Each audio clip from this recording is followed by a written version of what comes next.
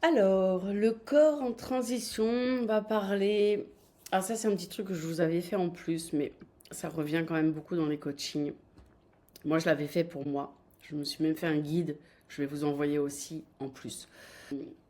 Nous, les femmes, à nos âges, alors on sait que ça peut commencer à 40 ans jusqu'à 65 ans à peu près, notre corps est vraiment en transition, hein, avec la préménopause et la ménopause. Ce moment de notre vie dont très peu de personnes parlent, c'est tout récent, hein, on commence tout juste à en parler. Cette période où notre corps change, où tout bascule, où l'on voudrait te faire croire que tu deviens invisible, t'es fini, t'es moins femme, tu commences à vieillir. Tout ça, c'est faux. Ce qu'on vit entre 45 et 60 ans en moyenne, c'est pas une fin. C'est encore une fois une transformation profonde. Notre corps se métamorphose. Notre énergie se réoriente vers quelque chose de beaucoup plus grand. Aujourd'hui, il est temps de briser ce silence et la honte qui entoure cette transition de vie chez nous les femmes. Donc je vais t'en parler un petit peu. Là aussi, j'ai cherché un petit peu ce que disait le taoïsme, ce que disent les Chinois, ce que dit la MTC plutôt aujourd'hui, ce que dit la psychologie. Dans les neurosciences, on n'est pas encore assez avancé. On n'a pas beaucoup d'infos, mais ça avance. Ça avance bien et on commence à en parler. Et ça, c'est le plus important. Alors, le conditionnement social. Bon, le mensonge qu'on t'a répété toute ta vie, c'est quoi? Bah, c'est qu'à la ménopause, bah, t'es plus fertile. Donc, t'es plus vraiment une femme, en fait, hein, parce que tu ne peux plus procréer. Faut bien se rendre compte qu'à l'époque, les femmes, elles étaient surtout là pour que la vie continue sur Terre. Hein. Voilà, sans les femmes, pas d'enfants et le monde se termine. En fait, il est temps de sortir tout ça. C'est tellement, mais c'est même pas patriarcal, c'est complètement désuet, c'est complètement hors sol, quoi. Voilà. Ton corps change. Donc, tu deviens moins désirable. Tu vieillis, donc tu deviens un peu plus invisible. En fait, c'est la fin de la jeunesse, d'accord? C'est une fin de ta vie. C'est la fin de ta vie. Ça, c'est ce que je te dis là, c'est pas moi qui le dis, hein, c'est pas ce que je dis moi, c'est le conditionnement social. C'est la société qui te renvoie tout ça, d'accord? T'es fini, voilà. T'as 50 balais, de toute façon, va chercher du boulot. Quand tu dis que t'as 50 ans et plus, c'est foutu, il y a personne qui t'embauche, d'accord?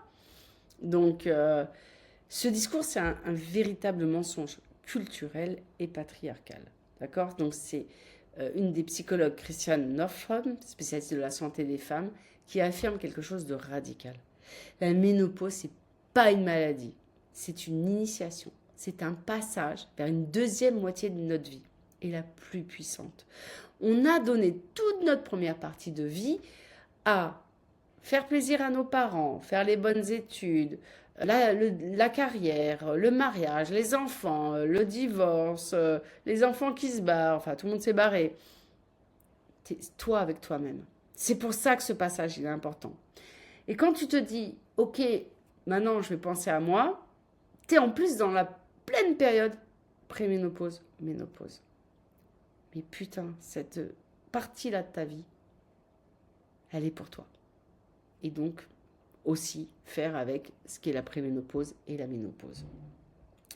En fait, c'est vrai que dans nos sociétés encore très patriarcales, hein, la valeur d'une femme, elle a quand même été construite autour de critères très réducteurs et très toxiques. Hein.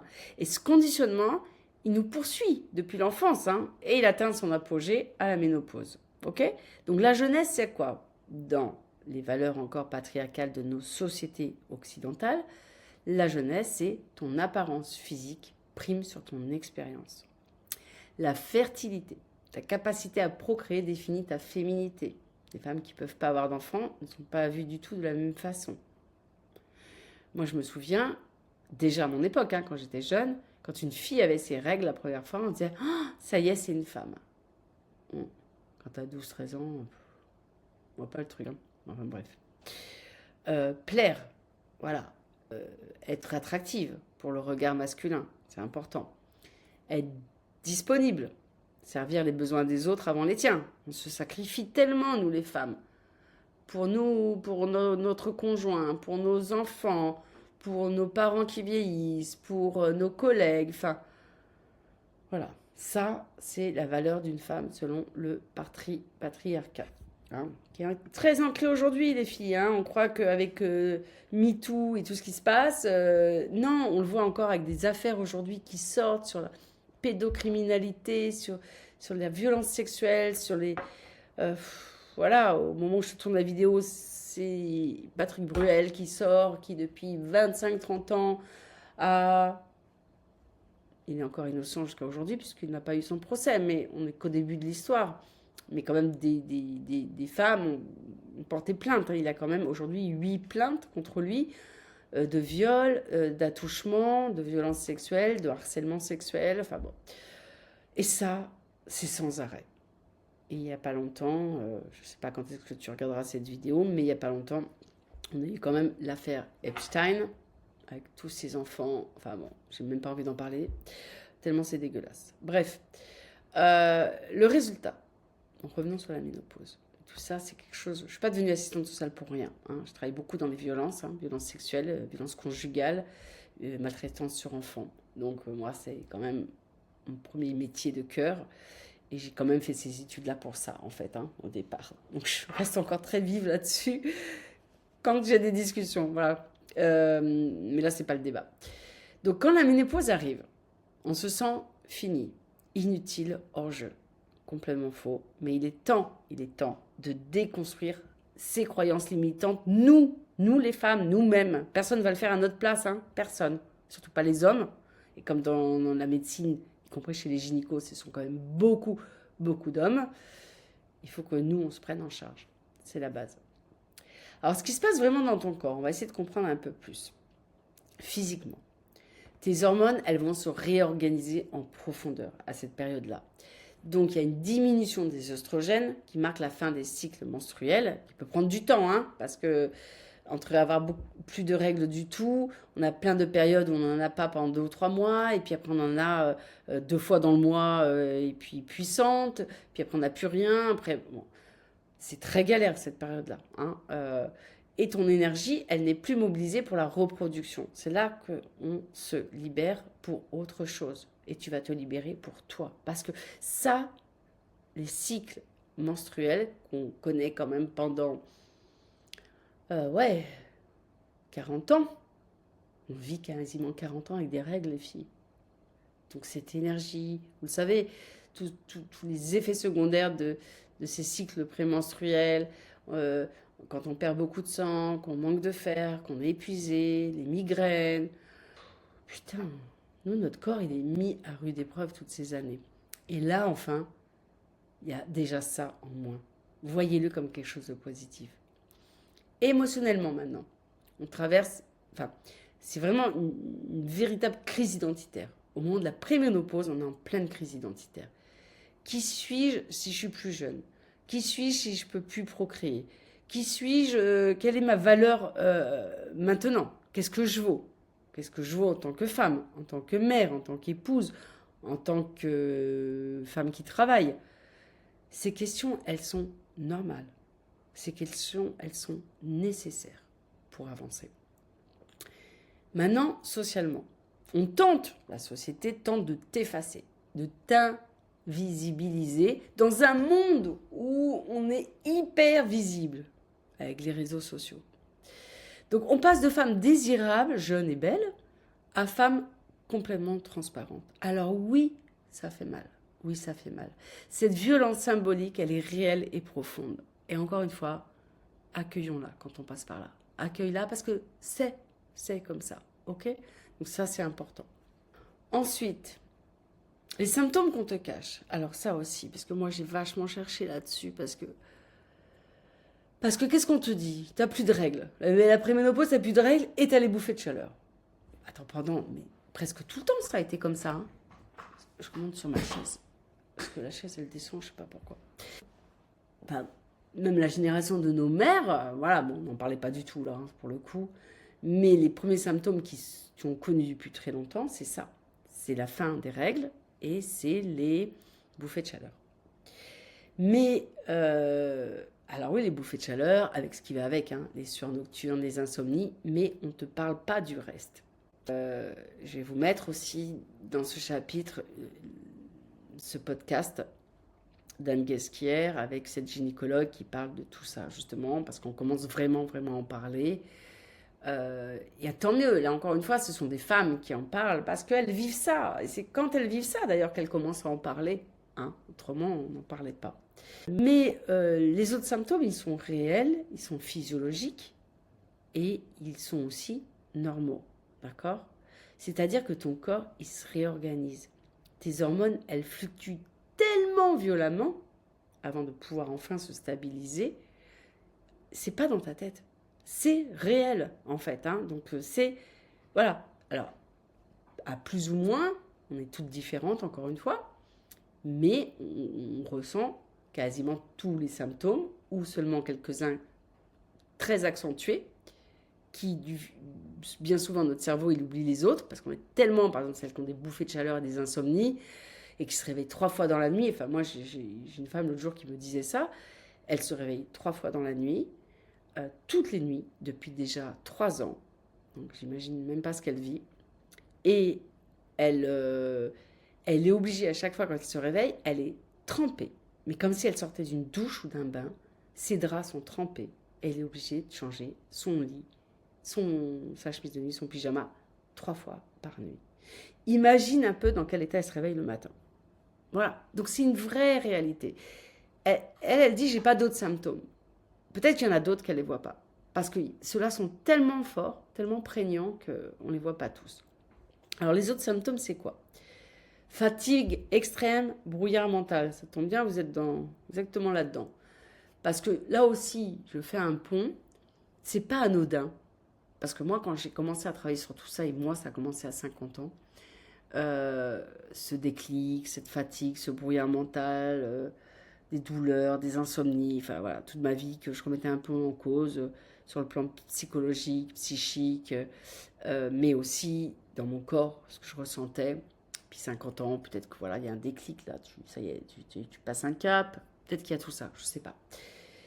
Mais après, j'ai fait le pont avec la préménopause et la ménopause.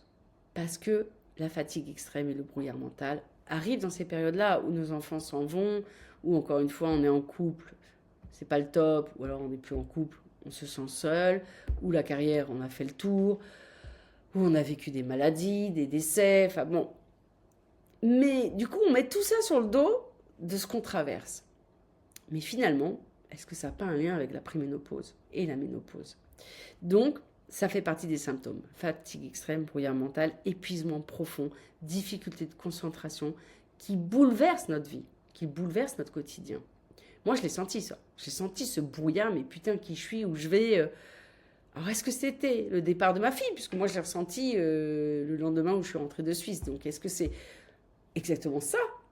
Ou est-ce que j'avais déjà ça et que j'ai pris conscience au départ de ma fille, qui a été un autre événement traumatisant qui s'est rajouté? Je ne sais pas. Je n'ai pas encore l'explication aujourd'hui. Hein. Irritabilité, anxiété. Donc, des émotions intenses, de l'anxiété inexpliquée, hein, des peurs, encore une fois, où on ne sait pas d'où ça vient, et de la dépression, même de la dépression. Voilà, on peut, beaucoup de femmes aujourd'hui, il y a des études de fait, préménopausées, en préménopause, en ménopause, ont un état, traversent un état de dépression, et par là même sont traitées pour des dépressions, alors qu'elles ne sont pas dépressives. C'est lié aux hormones. Ensuite, il y a les changements corporels, d'accord? On prend du poids, surtout dans le putain de ventre, d'accord? Tout le monde voit de quoi je parle. On a des douleurs articulaires. Moi, je pense que le symptôme que j'ai le plus, en étant préménopause, c'est ces putains de douleurs articulaires. Alors, j'avais déjà très mal au dos depuis des années, avec ma lombalgie aiguë, lombalgie sciatique, enfin, appelle-la comme tu veux. Mais là, j'ai des douleurs depuis 2 bonnes années déjà, dans toutes les articulations. D'où la méditation, d'où le tai chi, d'où le qigong pour apaiser ces douleurs. D'accord? Ensuite, on a une sécheresse oculaire. Voilà, moi je l'ai eu. J'ai été voir l'ophtalmo à l'époque en me disant putain, c'est quoi? Alors, l'ophtalmo en Occident, elle te dit bah oui, bah, déjà tu portes des lunettes depuis toujours, parce que moi je suis myope, hein, je ne suis pas presbyte hein, à mon âge, je ne suis toujours pas presbyte, par contre je suis myope depuis très longtemps. Et donc, c'est vrai qu'en fin de journée, tu as les yeux qui brûlent, je travaille beaucoup sur l'ordinateur, etc., etc. Mais, donc c'est normal, ma pauvre dame, Vous vieillissez, mais jamais, il m'a dit que ça pouvait être un symptôme, vu qu'il connaît mon âge, jamais il s'est dit que ça pouvait être un symptôme lié à la ménopause. Non. Donc moi je l'ai, hein, vraiment très mal aux yeux. D'ailleurs là je fais cette vidéo, et comme j'en ai fait déjà 2 ou 3 avant, je sens la tension dans les yeux. Mais parce qu'il y a une sécheresse. C'est pas que la tension, c'est parce qu'il y a une sécheresse. Hein. Donc il y a aussi la sécheresse vaginale, il y a la perte de libido, il y a plein de choses. D'accord? Et puis il y a cette sensation, et ça on n'en parle jamais, de devenir complètement folle. D'accord? Un sentiment de perdre le contrôle, de ne plus se reconnaître, qui peut aller très loin. Hein. Il y a des femmes qui sont hospitalisées parce que, encore une fois, il n'y a pas d'événement extérieur. Bon, tu subis un décès, tu annonces une maladie grave ou tu divorces. Bon, il y a des choses qui font qu'on peut avoir cette sensation de devenir folle, nous les femmes. Mais là, je vous parle de tout ça sans qu'il y ait d'événements extérieurs. C'est là qu'on s'est dit, c'est là qu'ils se sont un peu creusés les neurones, les scientifiques et les médecins en disant, mais peut-être que ce serait cet état-là quand même qui dure pas mal d'années en plus. Peut-être que c'est lié. C'est comme ça que ça a commencé. En fait, c'est une vraie métamorphose, d'accord? On est dans le cocon. La ménopause, c'est pas une fin, c'est une métamorphose. La chenille, elle se transforme en papillon. Et pendant la transition, elle est dans ce cocon. Tu as déjà vu une chenille dans son cocon. Et là, c'est le chaos, parce que nous, on est dans le cocon encore, tu vois? Et de l'autre côté de la transformation, se trouve une femme beaucoup plus libre, beaucoup plus sage, beaucoup plus puissante. Mais notre société, elle veut pas que tu le saches. Et je vais te dire pourquoi. Parce qu'une femme ménopausée qui se réapproprie sa puissance, son pouvoir, c'est révolutionnaire. Et c'est dangereux pour un système qui veut justement te garder toujours docile et invisible. Et je te dis pas ça par hasard. Parce que c'est bien sûr que la science, elle est trop avancée. Moi qui suis dans les neurosciences, je sais qu'on est trop avancé pour pas comprendre ce qui se passe à la ménopause. C'est pas possible qu'on sache pas. Donc, on ne veut pas que ça se sache. Hein. C'est pour ça que certaines femmes commencent à en parler, ça reste léger, pas très... Encore une fois, les femmes médecins qui parlent de tout ça ne sont pas très suivies par leurs collègues hommes non plus, hein, parce que, voilà, de nous garder un peu dociles dans cet état de fébrilité, c'est pas plus mal, ni pour la société, ni pour ce monde patriarcal. En tout cas, c'est une de mes suppositions et c'est ce qui ressort dans beaucoup d'articles que j'ai pu lire de toutes sortes. Alors, qu'est-ce que dit le Tao? Ben non, hein, cette sagesse taoïste. Elle dit que la réorientation du chi, c'est le retour vers soi. La ménopause, c'est un retour vers soi. Ça tombe bien, en plus vous êtes là et vous êtes peut-être toutes dans cette période-là. Donc, avant la ménopause, l'énergie, elle va vers l'extérieur, vers les autres, vers la reproduction. Après la ménopause, l'énergie, elle vient vers l'intérieur, vers la sagesse, vers la conscience de soi. En médecine chinoise, la ménopause, on l'appelle le Tuanjing. Tuanjing, littéralement, fin des règles. Mais c'est pas vu comme une perte là-bas. Hein. C'est une réorientation de l'énergie. Une réorientation énergétique fondamentale. Avant, l'énergie et le sang étaient mobilisés. Hein, parce qu'on parle de sang aussi. On parle beaucoup de sang dans les arts du Tao. Donc l'énergie et le sang sont mobilisés chaque mois pour les menstruations, pour la fertilité et pour la reproduction. Et ton énergie, elle part vers l'extérieur, vers les autres. Avec la ménopause, et à la fin de la ménopause, ton énergie, elle revient vers toi. Et elle se concentre dans ton shen, l'esprit, et ton qing, l'essence vitale, ta sagesse intérieure. Voilà comment la MTC traite les femmes en préménopause et en ménopause en Chine. Encore une fois, quand je dis en Chine, je parle de la Chine un peu retirée, pas des grandes villes où aujourd'hui ils sont occidentalisés. Hein. Mais la Chine est grande, il y a beaucoup de monde, et sachez que beaucoup de Chinois vivent encore comme dans cette sagesse ancestrale, et vivent avec le Tao aussi. Alors ils appellent ça le deuxième printemps. Les textes taoïstes appellent cette période littéralement, alors je vous ai mis l'énéagramme, mais je ne sais pas si vous pouvez le voir, mais je pense que vous ne le lisez pas comme moi, hein, le deuxième printemps. Pas l'hiver, pas l'automne, le deuxième printemps. Le printemps, c'est quoi? C'est un nouveau cycle de vie qui commence, d'accord? Donc, c'est pas anodin qu'il appelle comme ça, et c'est pour vous dire la considération qu'ils ont, en fait, de prendre ça, cette ménopause et préménopause, comme quelque chose de fort, quelque chose de reconnu, quelque chose qui mérite le respect. Donc, en fait, la femme, on appelle ça une femme eau, c'est le côté yin. Elle est réceptive, elle est cyclique, elle est fluide. Donc l'énergie suit les cycles lunaires. Donc la femme, elle donne, elle nourrit, elle porte. Et en fait, de la femme eau, donc yin, elle passe à une femme feu yang. D'accord? Elle est active, stable, claire. L'énergie se libère des cycles. Donc, elle dirige, elle crée, elle affirme. En fait, la femme, elle passe de la lune au soleil. Alors que chez nous, c'est le contraire, les filles.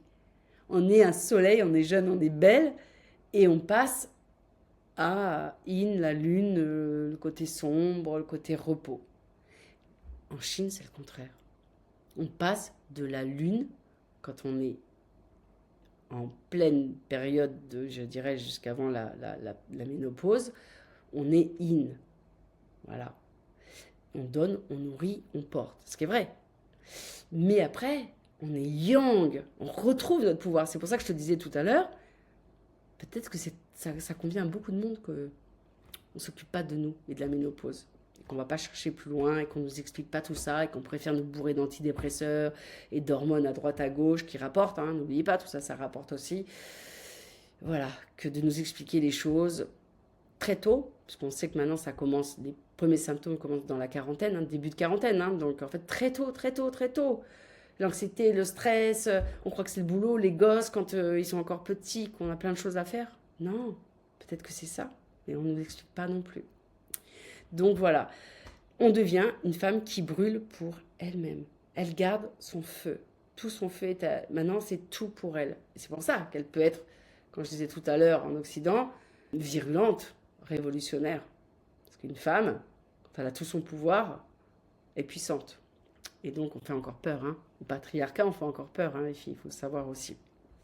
Alors, les bouffées de chaleur, justement, alors pourquoi on parle aussi du feu hein, en Tao? Parce que les bouffées de chaleur, c'est le feu qui remonte en fait. Hein.